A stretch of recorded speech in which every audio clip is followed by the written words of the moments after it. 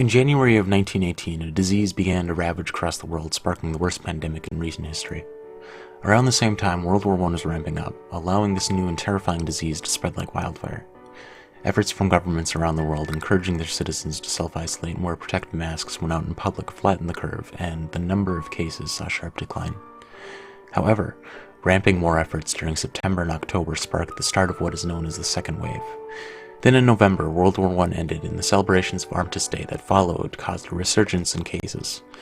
People ignored the calls for isolation and self-protection, making the second wave the biggest and deadliest wave during the influenza pandemic, which ended with a death toll of 50 million.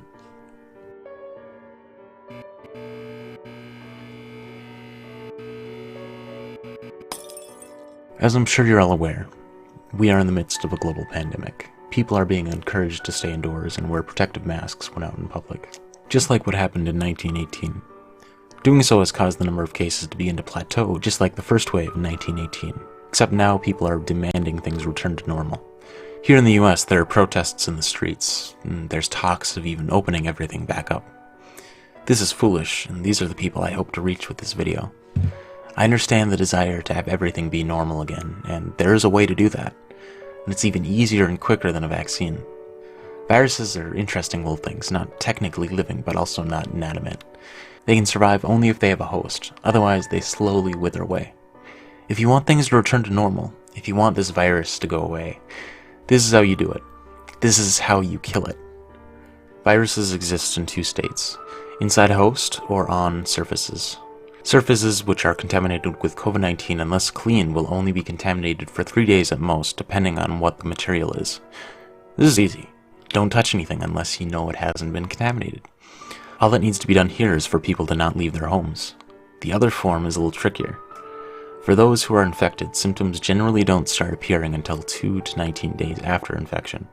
During this time, the person who is infected is likely spreading it to others that they encounter. And once they begin showing symptoms, they can remain infectious for up to 56 days, in the most extreme cases. This has a simple solution as well. Everyone stays home, avoiding contact with other people, including family and friends. If all that is done, the virus will naturally die after, at most, 56 days, and everything will return to normal. But sadly, that's extremely unrealistic. There's jobs that need to get done in order for the basic needs of people to be met. We need healthcare workers to treat the sick. We need food to be produced. We need electricity to keep society running. So, how do you defeat a virus in a realistic manner? It's actually also very simple. Stay indoors. If you need to go outside for fresh air or groceries or whatever, avoid people by staying at least 6 feet or 2 meters away. And when you do go out, wear a mask. If you are infected and you don't know it because you're not showing symptoms, this will prevent you from spreading it. It can also prevent you from contracting it.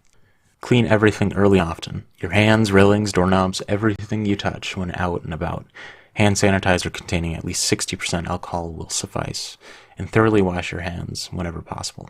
Most importantly, if you feel sick, don't blame it on allergies or the flu. Go and get tested as soon as possible. And if we all do our part, we will eradicate it, because the last of the strain will have nowhere to go and it will naturally die. But you're not going to do that, are you? You're not going to do any of that. It was fun at first, but now you're bored.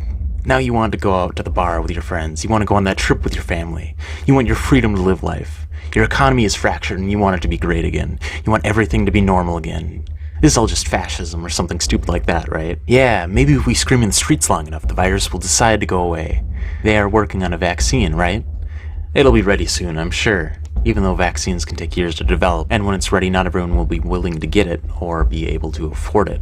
If a few extra people get sick and die, who cares? We saved society, right? Your logic is flawed, your beliefs are delusional and founded on ignorance. Your selfish demands can only make things worse, and your poor planning and bad ideas will be the spark of something far greater. You think it's bad now? You haven't seen nothing yet. Corona Part 2 is on its way, and it will hit you and me and everyone else like a brick. Looking at the graphs, we're winning, but your hubris, like the kings of old, will be our downfall. Is the economy bad? Absolutely. But just think what will happen when the all clear is given soon, and everything goes back to normal. Everyone goes back to living their normal lives, only to have this behemoth that we were promised was gone rises from out of nowhere. Only now, it's 4 times its size. There's one lesson to be learned from history that should be known by all. and that is if we fail to learn from history, we are doomed to repeat it. Sadly, that lesson is never learned. It's ironic. If we look at the influenza outbreak from our past, we see that the warning signs were given and later ignored. Just like now, the sequel's always worse, and we're on the path to seeing it. 50 million people died the last time something like this happened. Will the disease beat its high score this time? We'll just have to wait and see.